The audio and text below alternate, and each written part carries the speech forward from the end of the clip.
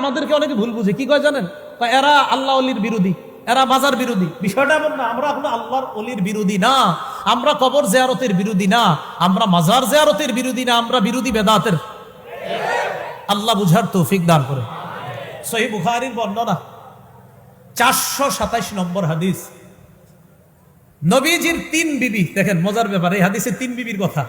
হাদিসের বর্ণনাকারী আম্মাজান আয়েশা সিদ্দিকা, যাদের ব্যাপারে বর্ণনা এরও নবীর আরো 2 বিবি, উম্মে হাবিবা, উম্মে সালমা। সুবহানাল্লাহ।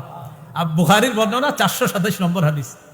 আম্মাজান আয়েশা সিদ্দিকা বলেন, আন্না উম্মে হাবিবা ওয়া উম্মে সালামা, উম্মে হাবিবা এবং উম্মে সালামা, তারা দুইজন, এরা কি করছে? এই দুইজন যাকারাতা কানিসাতান, এই দুইজন একটা গির্জার কথা উল্লেখ করেছে। উম্মে হাবিবা, উম্মে সালামা, এই দুইজন একটা গির্জার কথা উল্লেখ করেছে, একটা